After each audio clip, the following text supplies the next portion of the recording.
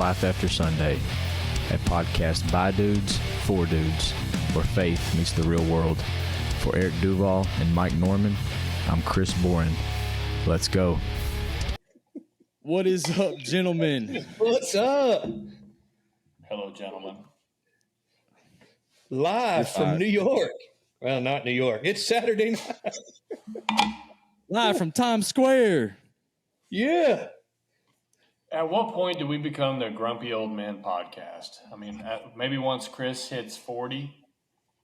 But another 15 years? Yeah. Then he'll be 40 and we'll be like 65. Yeah. 6 years.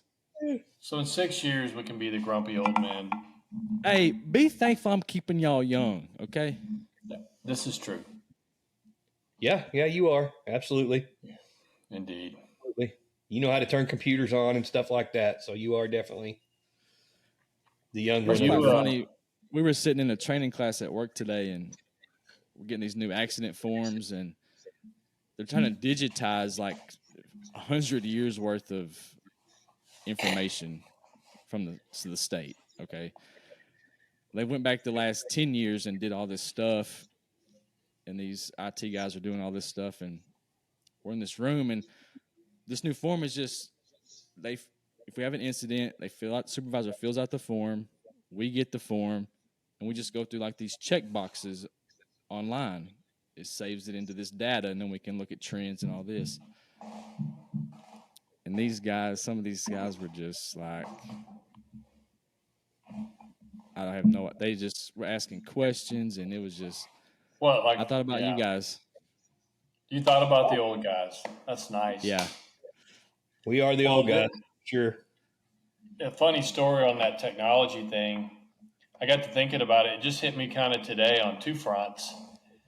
Like, I was in the military when the first time I got on the internet, I was dating Monica, and I'd gone to the OU library or maybe her work computer where she was working at the OU press. And it was the first time I'd gotten on a computer and I saw a live satellite photo of some big storms that were coming. That was my first time to ever be on the internet. So you combine that with cell phones. I remember being with Justin Mitchell. He was the first guy to have a car phone. Yep. It was a giant bag phone. Like we're officially old. Like that, I'd be calling Monica on like my Nokia, driving to Houston. We'd be on Playing the phone Snake for like 3 hours. Antenna. Dude, the phone would be at like 6,000 degrees, burning the side of my face off. Like you'd have to switch ears because like you'd have a sunburn over here. Yes. I'm like, that's bizarre. Then at work, whenever I finished work, everything's online, everything's high technology. But when I first got there, they were still handwriting. You do a cover page on a Word document, and then on literally sheets of paper, you would write out your report. We were the first ones, or at least among the first ones, to actually use Microsoft Word. And we would print it up and then attach it to the front sheet. And we had old computers, and you'd be in the middle of typing like a 45 minutes into the report, and the power little thing, the little connector here would go off, and the battery didn't work, and you lost everything. Well, you want to talk about wanting to rage? So yeah, they were like on MS-DOS or something. Was it MS-DOS? Hey, we were on our our mobile data computers in the car. We were high tech at the time. We thought we had these big old boxes, and so when you'd run somebody's license, it would come back. The screen was black with orange. It looked like MS-DOS, but in orange. And you'd have to scroll through, scroll through. And now you look at it, we got GPS. They've got, everything you could think of. And I just think back when I started, when you'd find out if a guy has a warrant, you'd have to press the little arrow down. It'd make a clicking noise and then hit enter to look at it. Wow. Yep. Technology. Do you remember back in the early days when you used to get AOL stuff in the mail? All the time they'd send you 3 like floppy disk looking. Oh yeah. Hey, Yahoo Messenger, AOL Messenger. Absolutely. So, you've never known a life without the internet, right, Chris? Yeah. Oh, yeah. Definitely. When I was You a have kid, or have not? I have. I Okay. guess dial-up started getting big when I was early teenager or 10, 11.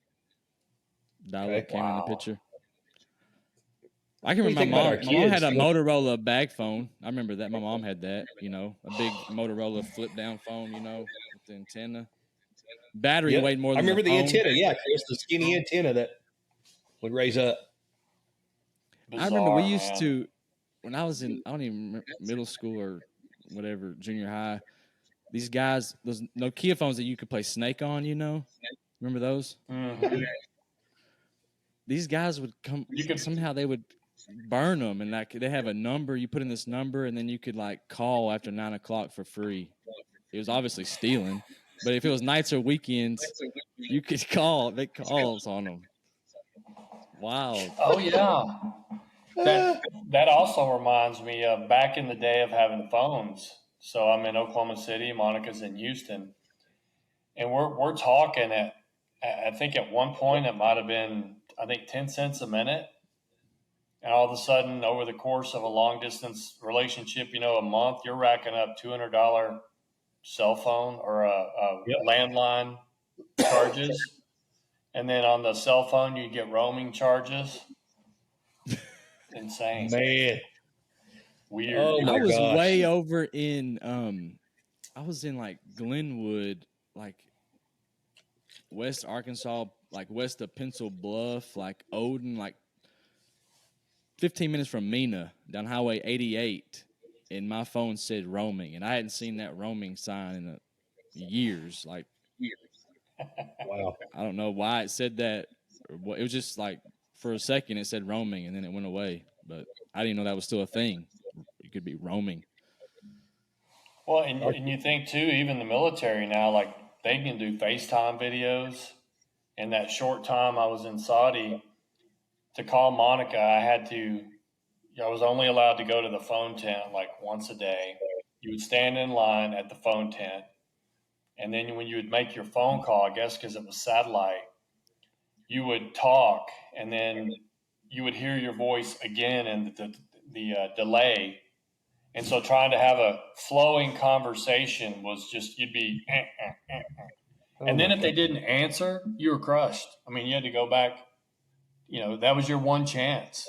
Now they're carrying around cell phones, doing FaceTime, and just incredible what technology's done. Yeah, our kids, they'll never know it like we had it.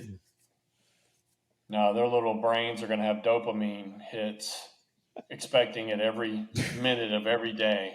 Oh, absolutely. Getting that click all day long. Absolutely. It's true. It really is. We're live, Did you guys boys.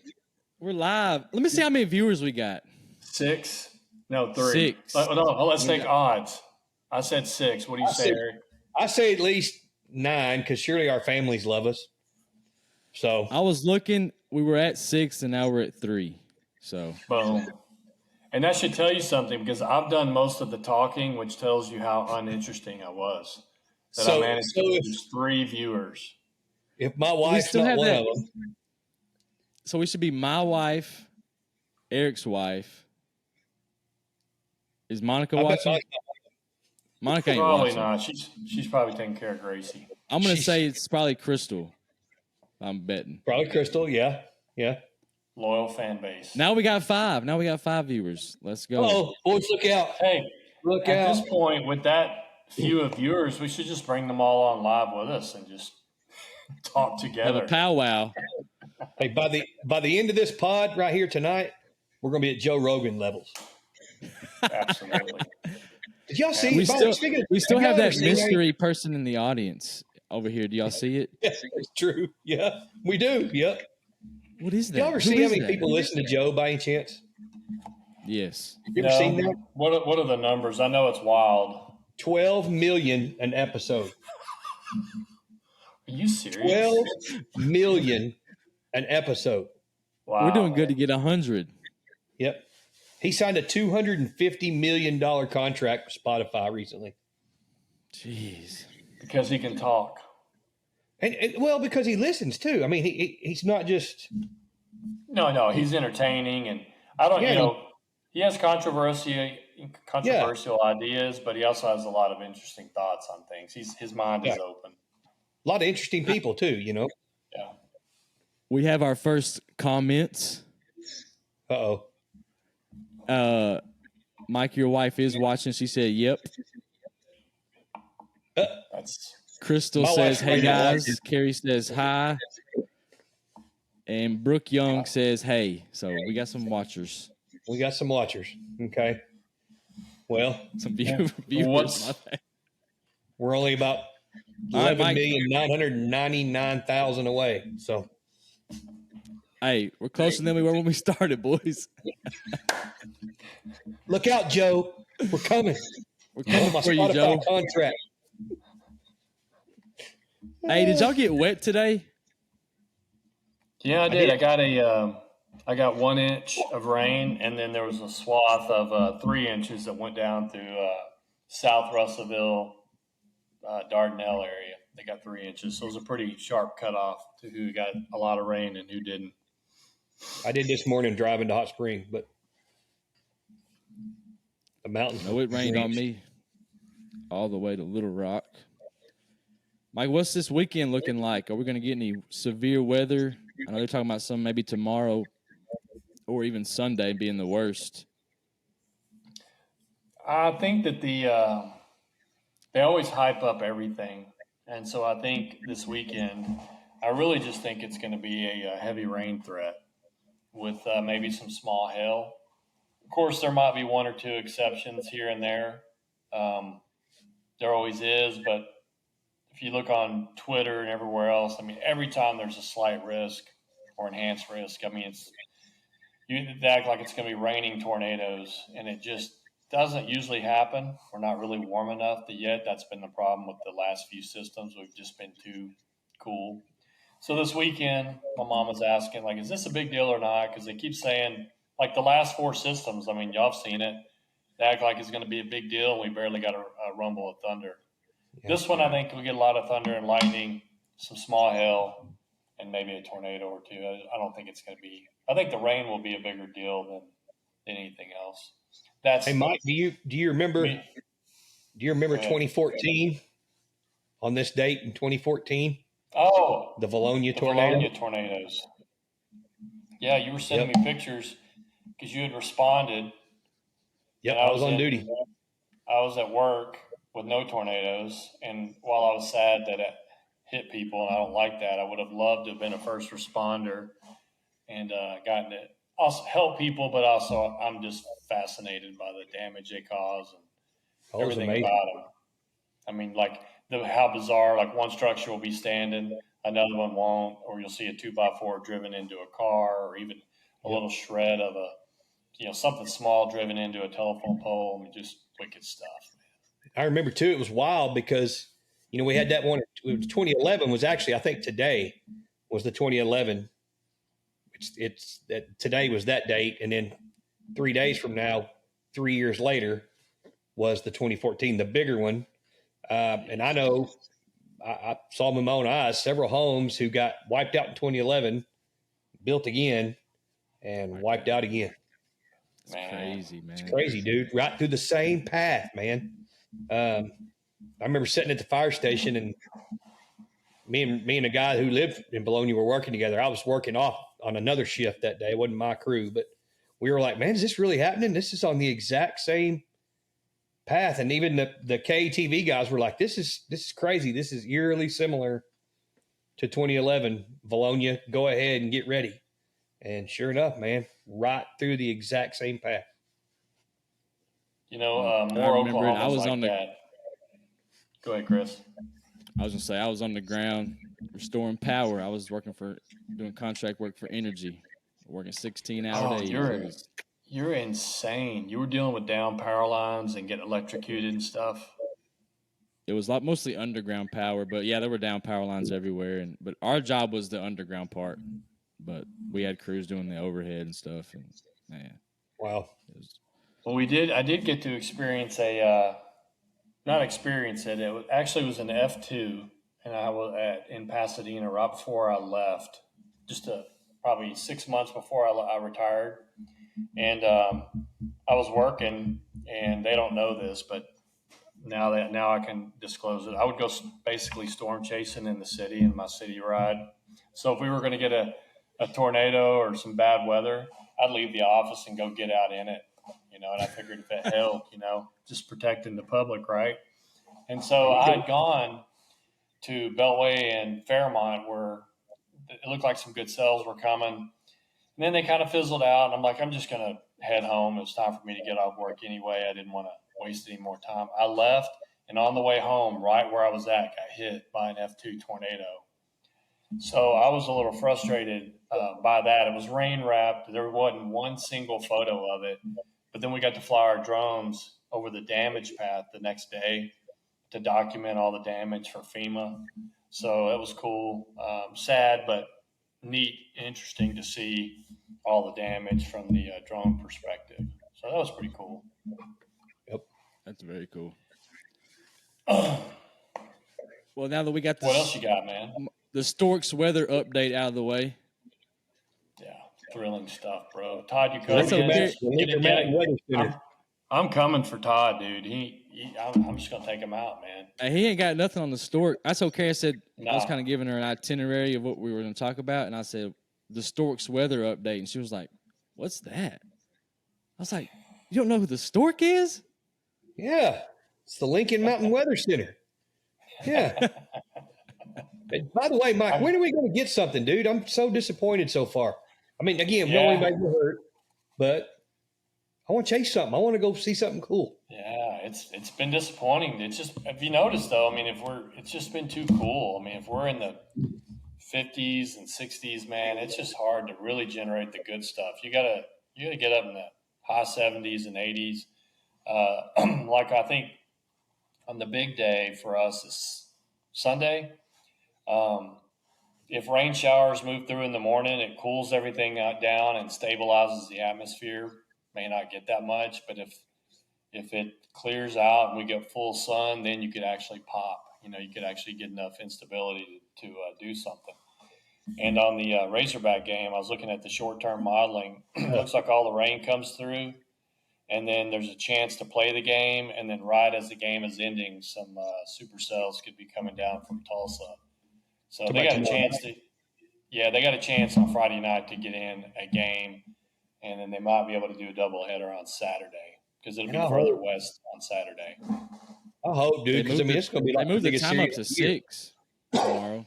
Yep, that's to keep away from those that line that's going to come in late toward Fayetteville. Nice. Hey, did y'all see our one of our comments from some kind of Arabic comment? Did you see that, Chris? Yeah. Or some Can sort you of translate it with your extensive language knowledge? I cannot, but I bet Chris can Google it. Nope, I banned him. Oh, I want to know what he said. That's so harsh, man. Baba Fada Kam Jai was his name. Speaking of whatever that language is, Mike, what's the latest on Israel and Iran? Yeah, so if you remember back when we first discussed what Israel's response was going to be, it shows why I'm not a statesman, because they were way smarter than I was. Because I thought Israel, with their eye for an eye, they would just come back, like if you're going to send 300 missiles at me or 300 objects at me, I'm going to send 301 at you or 600 at you. Well, they were brilliant. So that's somebody playing checkers like me. They were playing chess. So not only they knocked them all down, and it was brilliant. They literally they struck one thing, and there was a surface-to-air missile site that was defending their nuclear, where they're going to develop, they're developing their nuclear missile, their bomb. And they sent one missile to take out the brains of that surface-to-air missile. Looks like the Star of David, kind of when they're set up. You have the brains in the middle of the radar, and you got multiple missiles around it. One missile came in and hit the brain and knocked it out. And they were basically just saying, that's just, it's really, like, where's the gangster glasses? Like, you shot 300 at us, you hit nothing. We shot Yep. one at you, and we disabled the very site that is, supposed to protect your nuclear facilities. It was pretty good. And it also allowed Iran to lie, because that's what dictators do, to lie and say nothing happened. So they lie to their people, they save face, tension's calm. But it won't be long. At some point, this whole thing will flare up again. But you got to admire the statecraft. And they also said they weren't going to strike until after Passover, and they struck the next day. Thought that was pretty cool, because Passover was still like another 7 days of ending, or whatever. I think it was Passover, whatever the Israeli holiday was, or religious time was. But yeah, Jewish. I thought that was what I say? Israeli. What religion? Israel, Jewish. Yes. Jewish. I think Passover's still going on right now, isn't it? I think Yeah, so. I think. Yeah, like a week ago, it was like a week or something. Maybe it ends on Sunday, but brilliant. It's kind of weird response, because man. I always equate Easter to Passover, and they were kind of off this year for whatever reason. But It was weird being not in April. That was bizarre. yeah. So what's the Yeah, next? that's- What's the next move? You think Iran hits back, or is it No, gonna stay no, calm they- for a while? I think it'll calm down between those two. Depends on if Israel goes heavy and hits, does something that Iran has to save face again for. But for now, it's I think it's calm. But soon as I read a report today, and I've been reading this for 3 years for what it's worth, they just say Iran's going to have a nuclear bomb in the next, can develop a nuclear bomb in like the next 3 weeks. They've been saying that for 2 years, but at the point that they get a nuke, then Israel's existence and their fear, that's their worst fear, because, like I said, 3 nukes could wipe out all of that little tiny country. So they may have to take action, but I think it's calm now, to answer your question. Calm down for now. Calm in the storm for now. Yep. We got a new comment from Miss Abby Grace Duval. Hey, Abby Grace. And Is it my in English? sister, Stacy. It is in English. That's great. So I was at church last night, and my pastor was like, "Oh, you got to pull up this video, this picture on the big screen. I got to talk about. You see what happened?" I was like, "I have no idea." And there was some horses. European military was doing a military exercise and stuff in London. 4 horses broke free. They got scared from construction, and one white horse and one black horse were just running through the streets, wrecking havoc. They were running into taxis and busting out windshields. And the one white horse, it got pretty cut up, and it was on its breast down to his stomach, all through his front legs. It was going to his back legs, on his tail. He was covered in blood.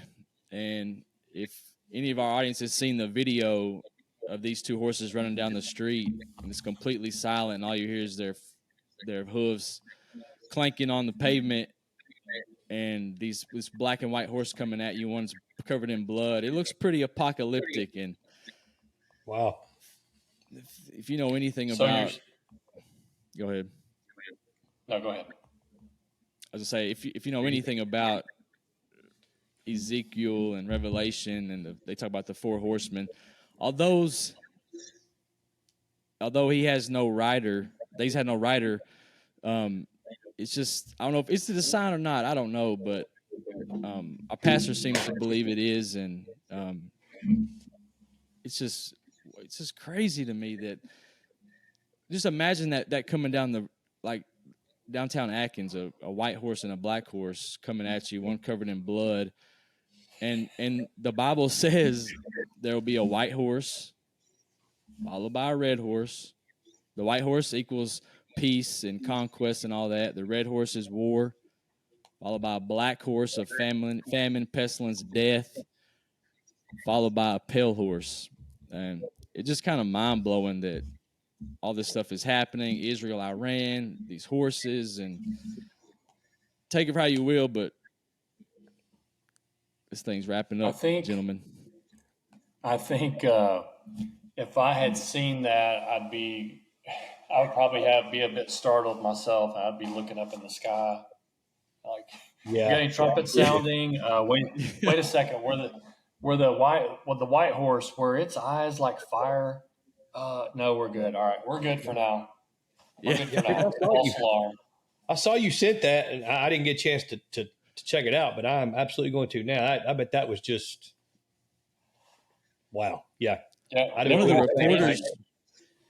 the reporters from BBC, I think it was, I don't even know if he was a reporter. He was just a bystander and ended up getting the video. But he was looking down the street, and it's just horizon and kind of a crest, and all you see coming at you is over this crest is this white horse covered in blood, and then followed by a black horse. Yeah, that would have been wild. Yeah.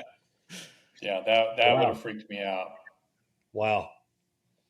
I think it's definitely a sign of the times, and man, I just think people need to be ready, man. I don't know we don't know if it's going to be tomorrow or 10 years from now, but I want to be ready, 100% ready when he comes back.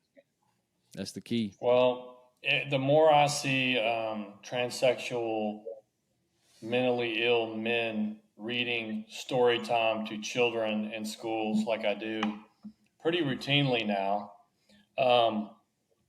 bring it on. I mean, let's go. This stuff's getting sick. Burn it down. Yeah. Like my pastor said last night, he said, I wouldn't go to bed tonight and close my eyes and go to sleep before I made things right with the Lord. I love it. Good point, sir. And that's how I believe it 100%. I mean, absolutely. It's just Jesus is the only way. And audience, if you ain't ready, get ready. You ain't got to get ready if you stay ready. So get right. Get your heart right.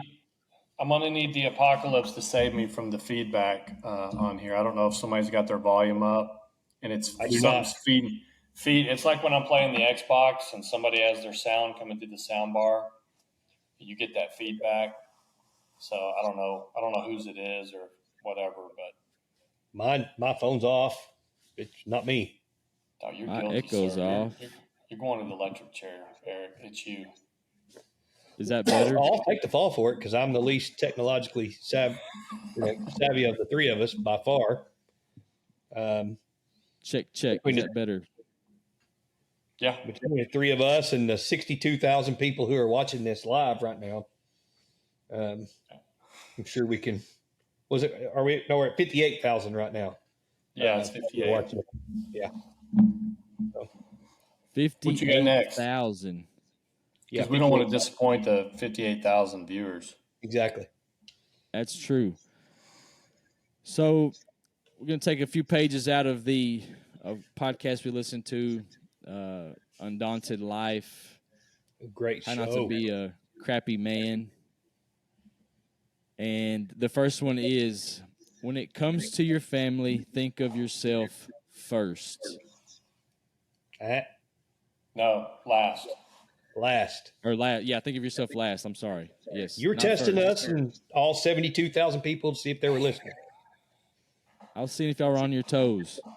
Yes. How do we do that, Mike? How do we put ourselves last when it comes to our family? Well, it's it's kind of hard to do because we human beings are designed to be very, very selfish people. I'll notice it with my wife. If I know she's going to take care of something, I have to check myself and be like, why did I not pick that up? Because I knew she was going to take care of it. Or, doing Gracie's medicine or getting her up and getting her teeth brushed or whatever. I think everybody has a routine and knows what I'm talking about. Especially if you're married, my wife will pretty much come out and tell me, so that helps keep me honest, but I try to keep myself honest. But if you're married to a person who doesn't say a lot, maybe they're kind of passive and they don't like conflict, they run away from conflict, unless you hold yourself accountable, you never know, and they're just going to be over there getting frustrated. But it's to deny the innate selfish heart that we all have, and I'm sure we all fail at it, but at least we're trying to work on it. I'm aware of it. So I just think that's it. You got to deny yourself, and that's not normal. Normal, the way we're designed, is to be selfish Absolutely. by nature. Yeah, I watch Casey. You know, she's the opposite of that. She's always putting us first, constantly. It's so much so that you can't not see it, and it's really made me want to do way better because I know I'm not good at it, man. I know, especially like when it comes to like if I'm grumpy or something, you know, that my needs seem to want to come first, and I got to work on that. You know, she's so good at it, and I'm not, so I really want to get better at it. You know.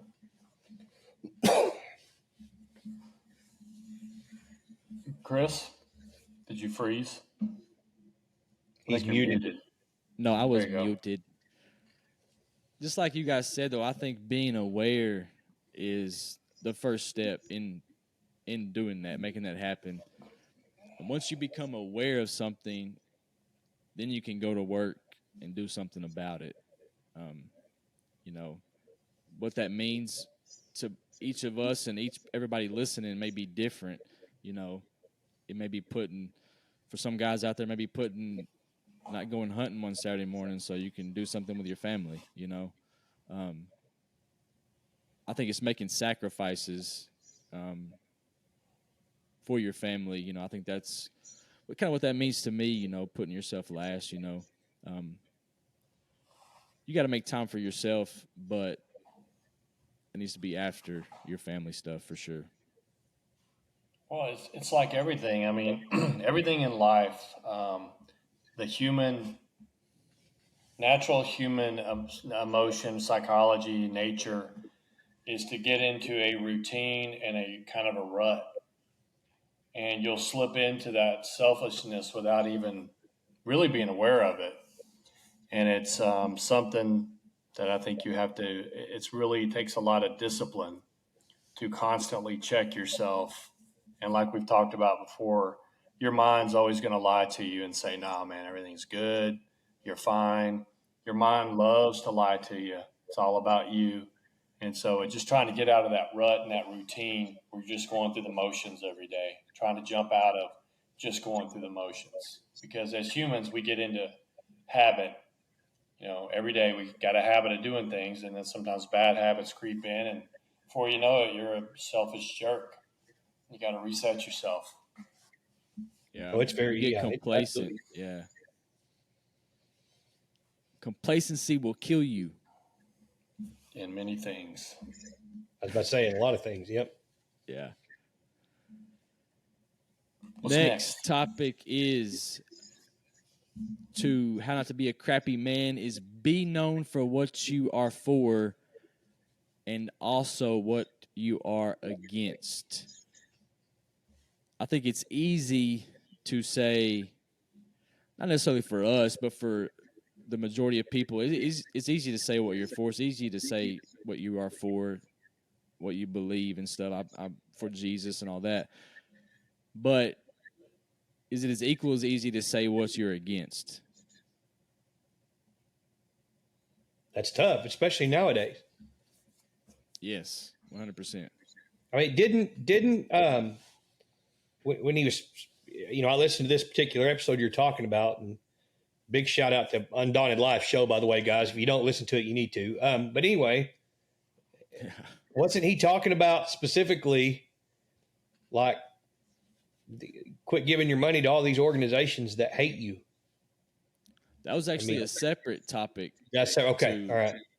But that was a topic to stop to be a better man is stop. Yeah, I thought it was in there too. Organizations that don't have what you believe, you know, don't give your money to Starbucks because they believe in whatever. And Disney and yeah. indoctrinating our kids and all of that. Yeah.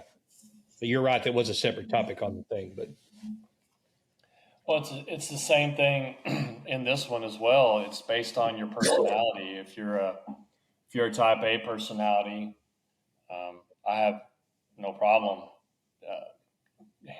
disclosing my views. I don't care what people think.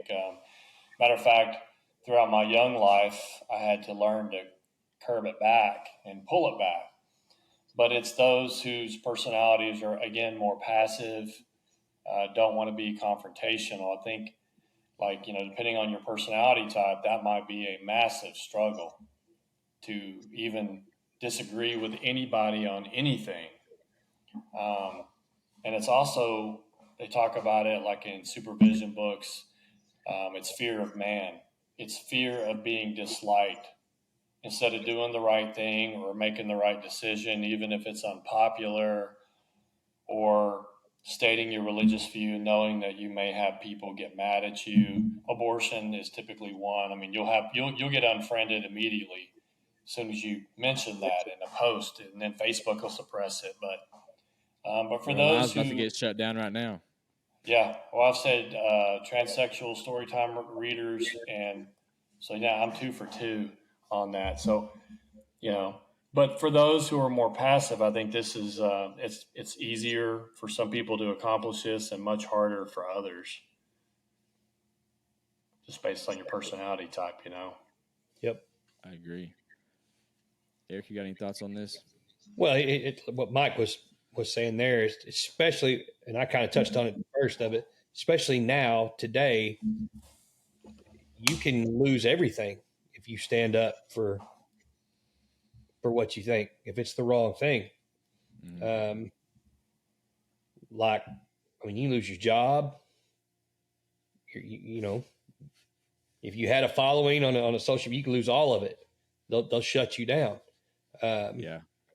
I mean, I saw here this week, I mean, the Australia is trying to get X to where they can't use X in Australia because of what people are saying on there. They're calling it disinformation.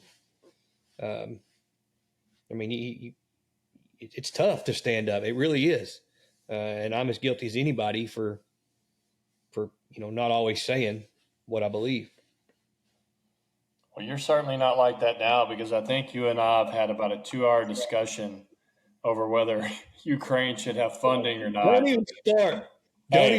We won't hit the topic, but kudos to you for holding your ground on your position, even though I disagree with it.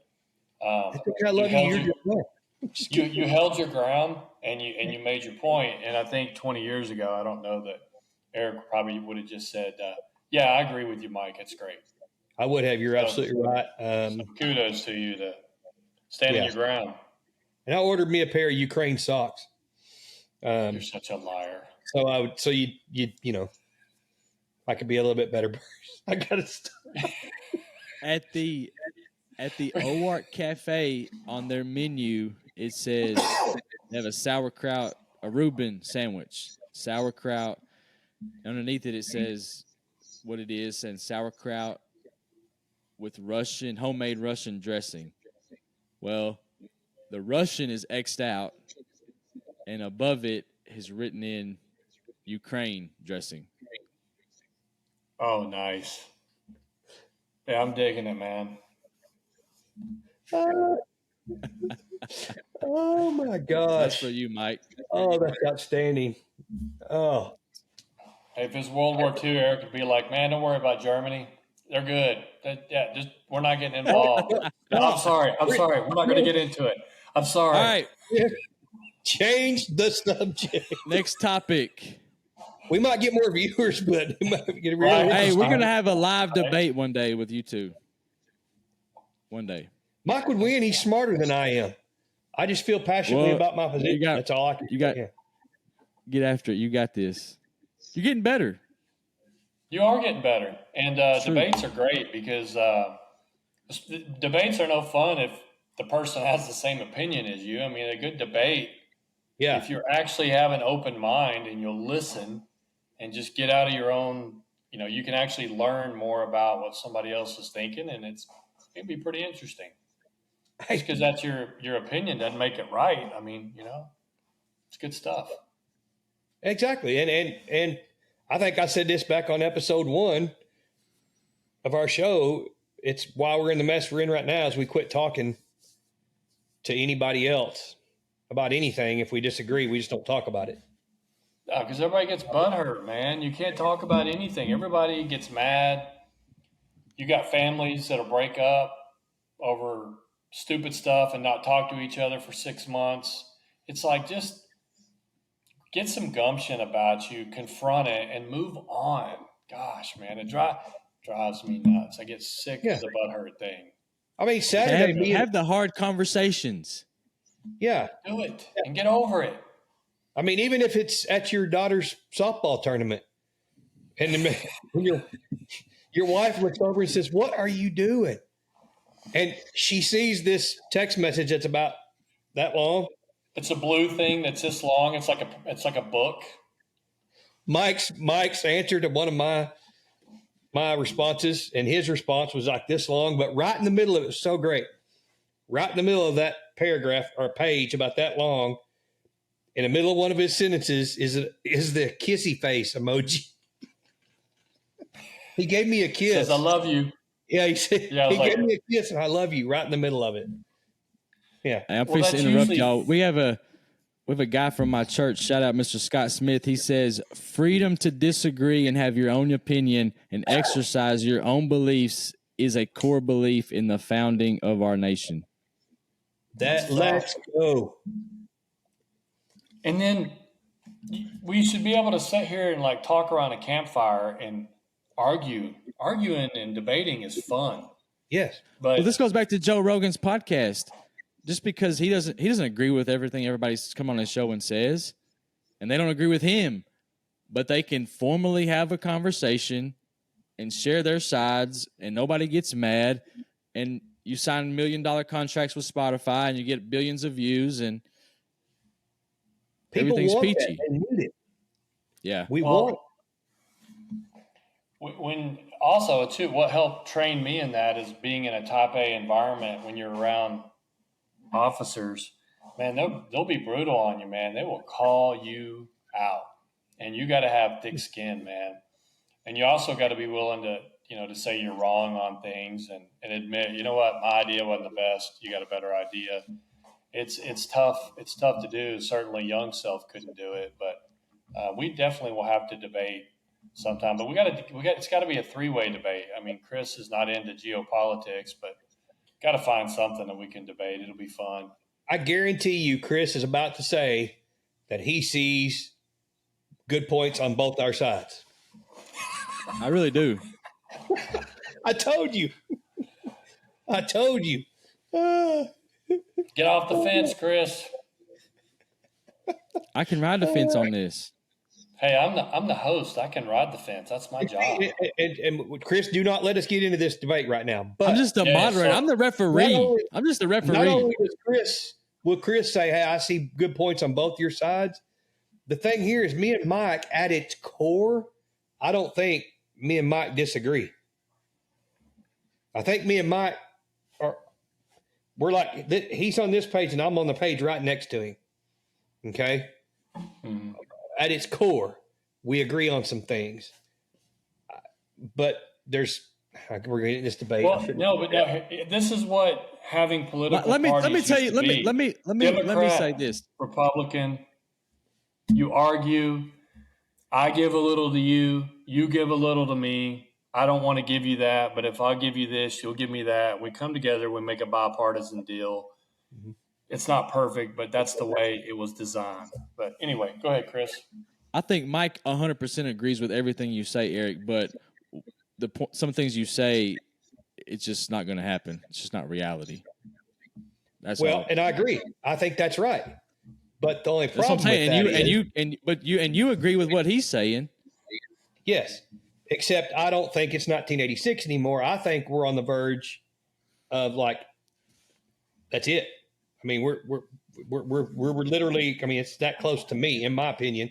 He said existential wasn't the right word, and I said, well, we're We're Uncle Bossy going down in the plane, and the cannibals are waiting on us on the ground. That's where we're at. And so we have no choice. We have no choice but to do that, or to do what I'm talking about, or else it's over. And who cares what else Well, happens? sadly, a lot of people can't even point out Ukraine on the map, so whatever. Yeah. Anyway. Yeah, so I do agree. Yeah, we'll have to debate sometime. We'll put them to sleep if we get into it. Next topic, or how to be a better man. Focus on discipline, not motivation. This is a very good one. It can hit a lot of aspects of your life. I don't know how many times over the last 10 years I say, man, I'm going to do better. I'm going to wake up early and I'm going to pray and I'm going to read, and I don't. I get motivated, but I was lacking the discipline. It happens in your prayer life. It happens in your physical life, your mental life. Every aspect of your life, this can apply. Absolutely.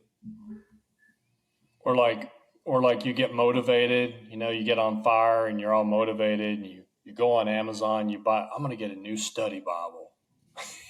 And you order a new study Bible, man, it feels good. A sucker comes in, you look at it twice and it's done. I mean, the emotional response to motivation usually doesn't lead to any significant results. And I think that's the point he was trying to make is motivation really is the wrong word. Everything's based off of discipline. Mm-hmm. That's what it boils down to.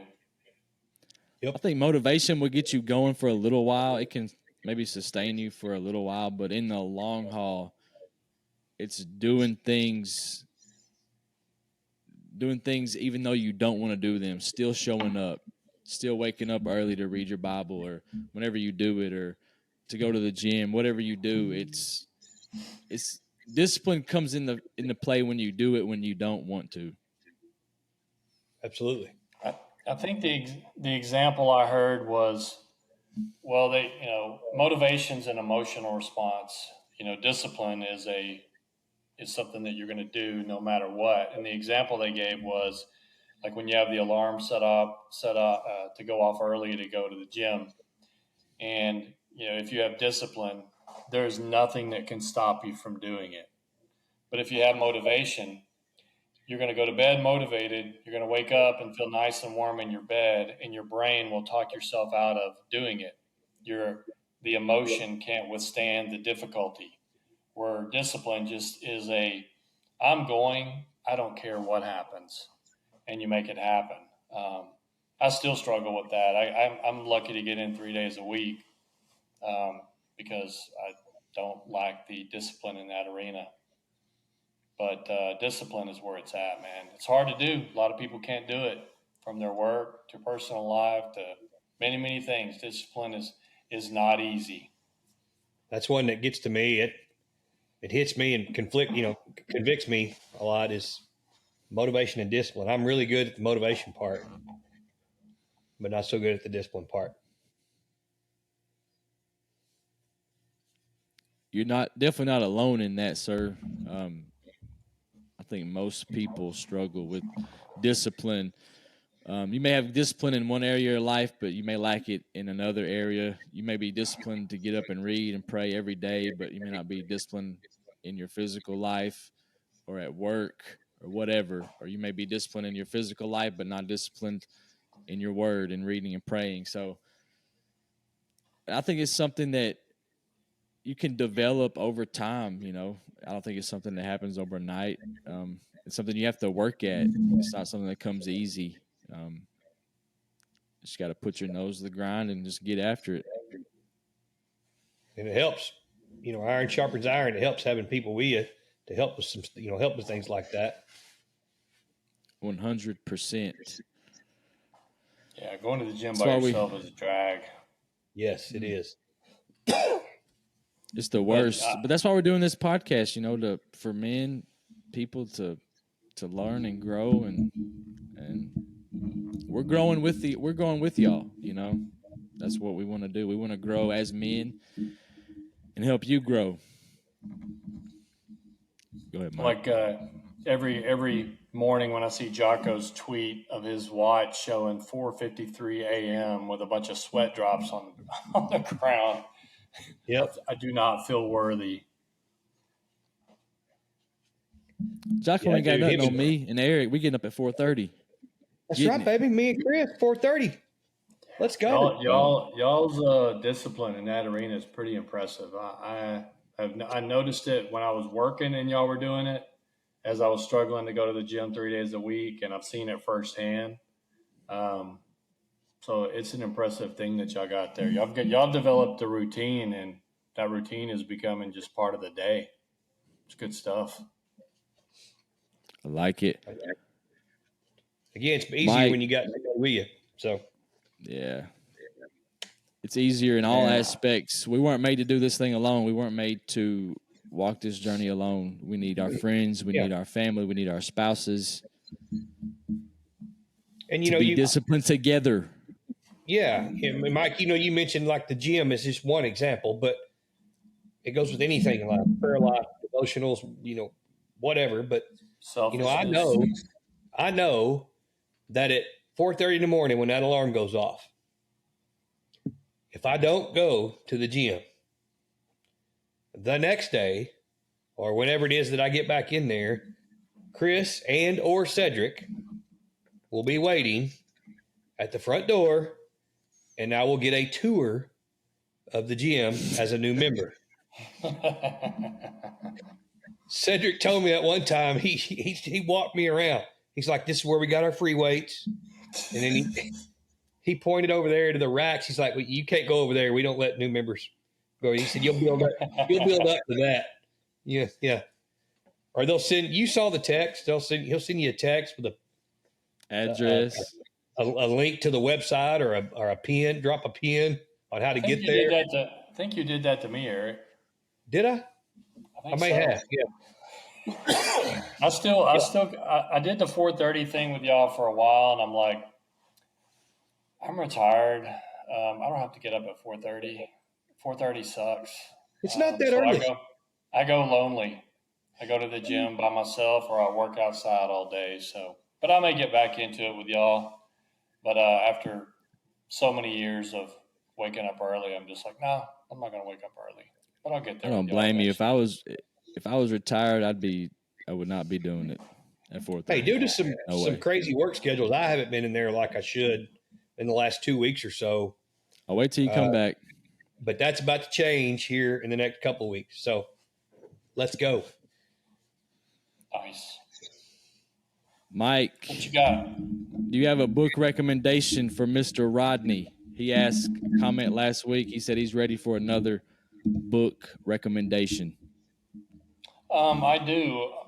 This is a book that I love. It's called Happiness is a Serious Problem, a Human Repair Manual by Dennis Prager. It's an easy read. It's not very thick. And actually, this book needs to be read about once a year. It makes it's such a good way to pull you out of the negative mindset. I got this book in my career when I was going through a period of negativity where you're just getting to where all you do is complain. And so I read this book and I read some other books, but that's Dennis Prager, Happiness is a Serious Problem. Fantastic book on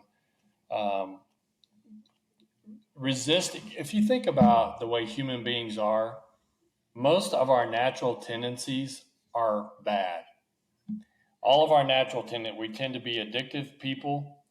We tend to be selfish. We tend to be negative. We tend to complain, criticize, and if we allow our natural being just to be, you're going to wake up one day and you're going to be that miserable person watching Fox News. I've said it before. It's nothing against Fox News. I just can't listen to it because all it does is make me mad. you're going to be sitting in the house blasting Fox News all day, just complaining about everything under the sun instead of stopping and being a person who can appreciate the sunsets, a beautiful bluebird. By the way, our babies that we had in our little bluebird box, they were here yesterday. They're gone today. So those little babies are gone. It was pretty awesome.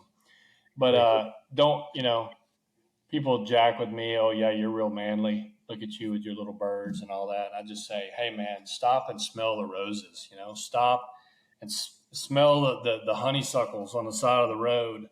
Don't sit in your house and wind yourself up all day about everything that's crappy in the world. I'll give it a little touch and then I'm out. But man, those transsexual people reading to the kids, that really chapped my rear end, dude. Anyway, but I'm going to be positive because I think chapter 25 is find the positive. I can't find a positive in the trannies reading to kids. It really bugs me. So yeah, seeing yourself as a victim, man, is that an epidemic?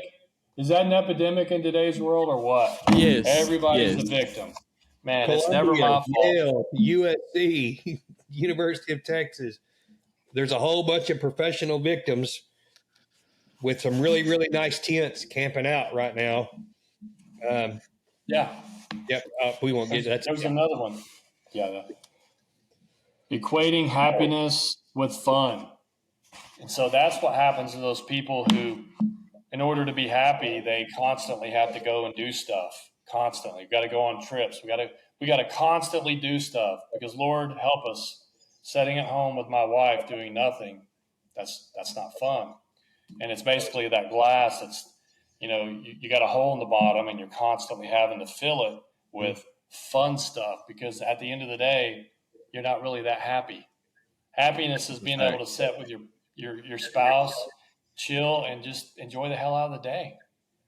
But anyway, it's a human repair manual. I love it. So, Rodney, that's a good one for you because he's in public safety and he probably fights the same thing that all of us do in that arena, which is you can tend to become extremely negative. But it doesn't strike me as being that way. But I think anybody who spends any amount of time in any job will wake up one day and just find themselves complaining about everything at work and how much everything sucks.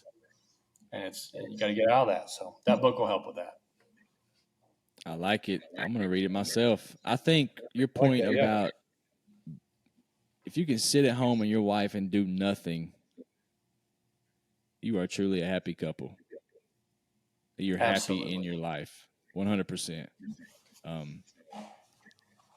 That's pretty awesome. It's one of my favorite things to do, no doubt. Well, I like doing nothing Patio. for sure. I like there. Yeah, that's great. Hadn't been much of that lately, but no, you're gonna be a busy man. Last but not least, the soon-to-be Omahags play the Florida Gators at Baum tomorrow night, 6 o'clock.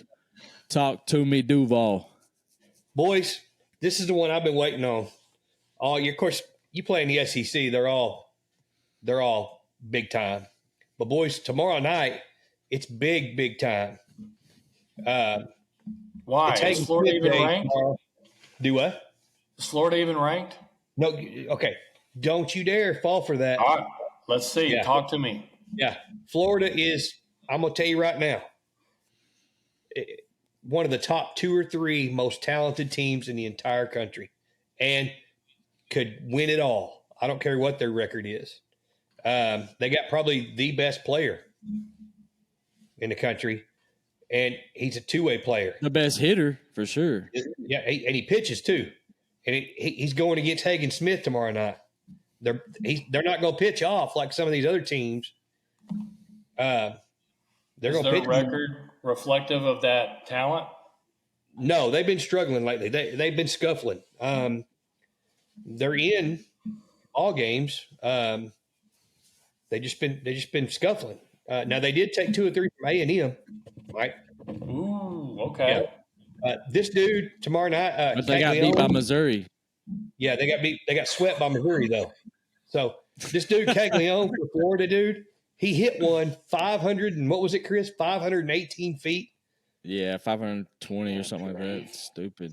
518 feet. Anyway, this is a series going into the year. Everyone thought this was going to be like the series of the year, and it is still. I don't care what their record is, dude. They are super talented. Dave was talking about it today on the press conference, and just because You're they're saying that they could light fire one day, the talent all and catch fire and to make a run. Yeah, they're every bit as talented as we are. Every bit. Wow. Yeah, they're that good. They were ranked number one in a lot early in the year, I think, before the season started. One or two right in that area. They've just been struggling, but man, this it's a big series. You know, we're to the point where you said it earlier before we got on the show. There's 5 weeks left until selection of the tournament bracket. So we're coming down to it, boys. Boy, it's fast. Hey, there was a mock regional that had us hosting with OSU and Little Rock, the Trojans, and somebody else. I forgot. But yeah, the team we just beat 15-1. No, that was UAPB. That was UAPB. Yeah. Didn't we play UALR earlier? But yeah, they've had a decent year. Wow. You know, Oklahoma so we State have no year. Yeah. No Mason Molina Saturday. Yep, he gone. Twisted his ankle. I think Jake will be there Friday night. He'll be up in the outfield out in a lawn chair out there. Him and his boys are making the trip up to go see the Hogs. Nice, dude. That'd be a really good – oh, man, that's a great time. Yeah. Need to get him to get you one of those they're giving away replica Baum stadiums. What? How many they got? Yeah, they're giving those away tomorrow night. Like a limited number, or everybody's got tickets? I'm not sure. I bet it is, but dang. You know, you're talking about this team and what we talked about last episode about what can they win the national championship or not, and I said yes, and I heard some stuff today that reinforced that a little bit, Mike. Let's hear it. Some stats. It blew me away. I'm a stats guy. Y'all know that, especially when it comes to baseball. But I heard some of these today that, you know, Arkansas's last 5 series, okay, last 5 series, conference series, all right, that's 15 games. 13 of them, okay, have been decided by 3 runs or less. 13 out of 15. Dude, catcher pitching. Yep, and we are in games that are decided by 3 runs or less on the year. We are 19-5. That's pretty awesome. That's 19 out of 24 ball games we've won by 3 runs or less. That just shows you this team, dude. The pitching's out of this world. Like next level above everybody else, elite pitching, and they're gritty, dude. We don't have it figured out at the plate, and we're still winning. And I love that. And another one that really just kind of blew my mind is your boy, Mike, that you were talking about the other day that you just love watching pitch, Gabe Gackle. Awesome. The freshman. Dude, I heard some stats, and, you know, on Phil and Bubba's podcast they do, Bases Loaded, I heard some stats on Gackle. He's 2-2 on the year, okay? Again, true freshman. All right. Dude, he has a 141 average against. Teams are hitting 141 against this kid. Okay. Wow. He is only allowed 1 of 17 inherited runners to score. Wow. On the year. Okay. That's elite. And so he comes in these games, and a lot of times, you know, it's with 2 outs and runners on base. That's happened 17 different at bats this year. Okay, that he's come up with 2 outs and runners on base. You know how many hits he's given up? 0 in that situation. Dude, you don't see that. Well, as a non-baseball genius, I guess that explains why I enjoy watching that kid pitch. Yes. He's, Dude, he's my favorite. Yeah, he's filthy, man. And Phil said it best. He's got a slow heart rate. He does. The kid doesn't get, he doesn't get bent out of shape. He doesn't show emotion like some of these other guys do as much anyway. He just gets it done, man. Do you see who were we playing? Was it South Carolina was our last series? Yeah. Do you see that pitcher when they pulled him off? Apparently he's this emotional guy, their pitcher for South Carolina. And, man, the pitching coach or the coach came up and you could tell he was mad. And the whole time he's going off the field, you see him going, he's unloading. And then when he gets to the dugout, he takes his glove, throws it, and then goes into the clubhouse. And I'm sorry, in baseball, in football, that'll work. In baseball, man, you're going to be a mess. You're going to be a head case, man. So. Yeah, you see a lot of guys, pitchers coming off the field when they've struggled or something, or they're mad. They'll put their glove up over their face. Unloading the curse bombs, man. I don't think they're listing things that they're thankful for or they need the book. Read the book.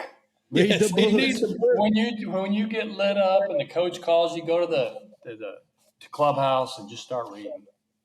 You'll be better. I love it. I want to thank everybody for tuning in to our first ever live stream. Please go follow us on YouTube.